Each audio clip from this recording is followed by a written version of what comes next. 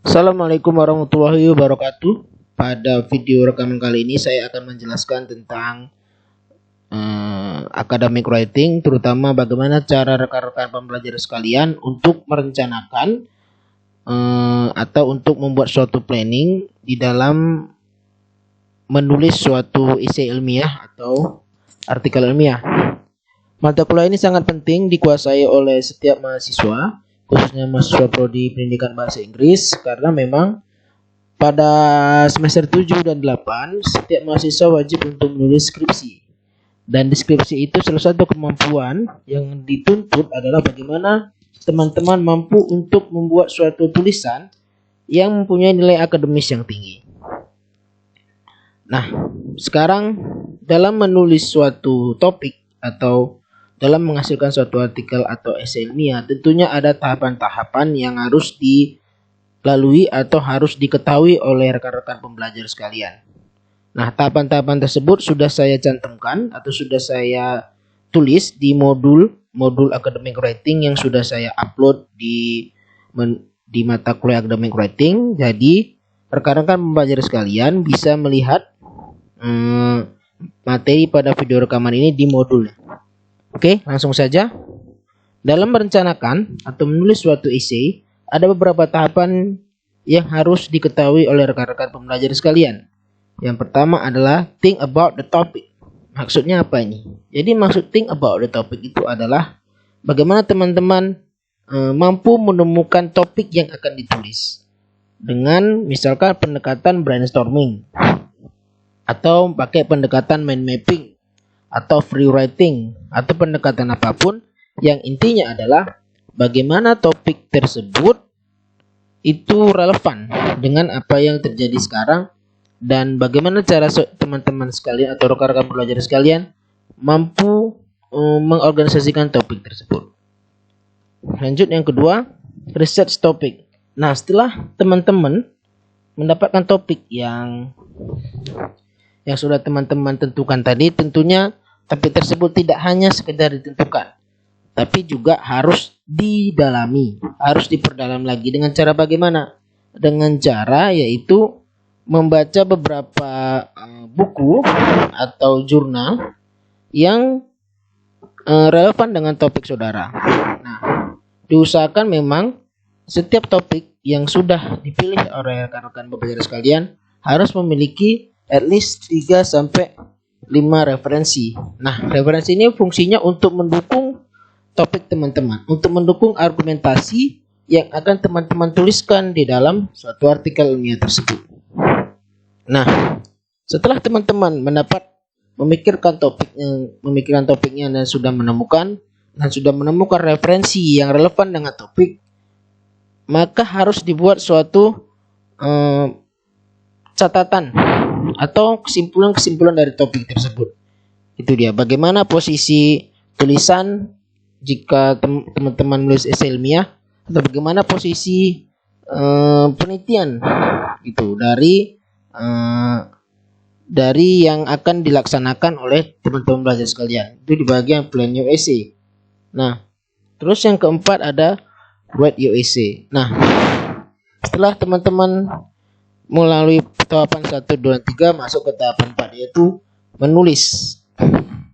Nah, kuncinya ada dalam menulis ini adalah bagaimana teman-teman mampu menulis topik yang sudah teman-teman pilih dan juga bagaimana mampu mengorganisasikan seluruh ide-ide yang sudah teman-teman temukan dan sebagai pendukung dari topik tersebut, ya kan? Setelah itu baru ditulis. Ingat, dalam menulis mungkin teman-teman akan mengalami suatu hambatan. Kuncinya adalah be patient and start with getting your ideas down on paper. Artinya sabar dan tetap konsisten terhadap tulisan teman-teman tersebut. Oke. Nah, setelah ditulis, tentunya tulisan tersebut pasti akan mendapatkan kekurangan lah, atau ada terlihat kekurangannya. Maka di tahapan 5 namanya revise your essay. Artinya kita ajukan suatu pertanyaan-pertanyaan yang relevan dengan topik yang sudah kita angkat. Sebagai contoh, misalkan di sini have you stuck the topic, maksudnya stuck ini apakah topik yang teman-teman angkat itu mengalami suatu hambatan. Maksudnya topik tersebut dia tidak berkembang, hanya berputar di situ-situ aja gitu. Atau have you left of anything vital? Apakah kamu meninggalkan sesuatu yang penting? Jadi di setiap topik itu tentunya ada hal-hal penting yang diangkat dalam topik tersebut, sehingga topiknya sudah terbentuk dan tertulis dalam bentuk artikel ilmiah atau IC akan jadi lebih menarik untuk dibaca. Untuk hal ini nanti kita bisa bahas. Nah, selanjutnya baru masuk ke tahap ke-6 adalah edit your essay. Edit your essay ini dalam arti kata bagaimana teman-teman itu mampu untuk mengecek lagi terutama dari sisi gramatika, ya kan? Seperti punctuation, ya kan? Spelling, ejaan, dan grammar. Saya kira ini menjadi hal yang sangat penting yang harus diketahui oleh mahasiswa prodi pendidikan bahasa Inggris. Kenapa? Karena memang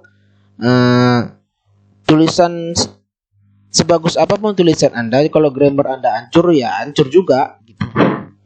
Tapi kalau grammar Anda bagus, walaupun tulisan Anda biasa-biasa aja, itu akan mendapatkan valuable yang lebih tinggi gitu, atau high valuable. Itu dia. Oke. Untuk contoh konkretnya nanti saya akan contohkan salah satu bukti. Nah, ini adalah contoh artikel jurnal saya yang sudah saya terbitkan kemarin di jurnal The Seal, jurnal prodi pendidikan bahasa Inggris. Nah, tentunya jurnal ini atau artikel ilmiah ini sudah jadi seperti ini karena melalui proses tahapan-tahapan yang sudah saya sebutkan tadi. Sebagai contoh, misalkan saya ingin menulis topik saya itu tentang short story cerita pendek. Nah, tentunya short story ini identik dengan sastra, dan biasanya kalau sastra itu dia banyak dibaca. Maka ada dua topik yang saya angkat, short story 1 dan students reading comprehension, artinya kemampuan membaca siswa. Nah, setelah saya menemukan topik ini, short story dan reading comprehension, lalu saya jadikan satu. Langsung saya jadikan satu dan timbullah dan terformulasikanlah judul ini. Nah, tentunya di dalam menulis ini saya juga mencari beberapa referensi yang relevan dengan topik penelitian yang saya angkat. Nah, referensi itu saya letakkan di literature review. Oke, referensi yang mendukung. Sebagai contoh, kalau Anda di jurnal ini saya menulis tentang short story, tentunya saya harus mencari referensi yang berhubungan dengan short story gitu. Kalau teman-teman ingin misalkan menulis tentang prose atau poetry, maka carilah referensi tentang prose dan poetry. Nah, setelah saya menulis dan saya tulis semua, tentunya ada proses revise the idea. Maksudnya adalah bagaimana sih atau apa sih hal-hal vital yang saya tunjukkan di dalam penelitian saya ini. Nah, hal vital yang saya tunjukkan di dalam penelitian saya ini adalah bagaimana penelitian ini saya dasari dari observasi. Saya observasi ke kelas-kelas, dan saya melihat bahwa kemampuan membaca mahasiswa itu rendah. Nah, jadi itu salah satu hal vital yang menguatkan topik kita, bahwa topik kita itu memang diformulasikan atau lahir memang berdasarkan kaidah-kaidah tertentu, bukan berdasarkan tebak-tebak aja atau cari-cari di internet aja. Itu tidak relevan. Nah, tentunya dalam mencari topik ini saya juga mencantumkan referensi di sini. Ini referensi yang saya cari-cari. Nah, yang jelas referensi itu lebih lebih bagusnya itu usia referensi itu 7 tahun ke bawah. Karena kalau sudah 10 tahun berarti referensinya itu sudah kadaluarsa. Suatu penelitian itu ada punya masa batas tertentu sehingga penelitian yang kita angkat di referensi itu referensinya sudah tidak valid lagi dengan apa yang kita punya. Oke, sekian penjelasan saya. Jika ada poin yang kurang jelas bisa ditanyakan melalui Google Classroom. Oke, saya tutup. Wassalamualaikum warahmatullahi wabarakatuh.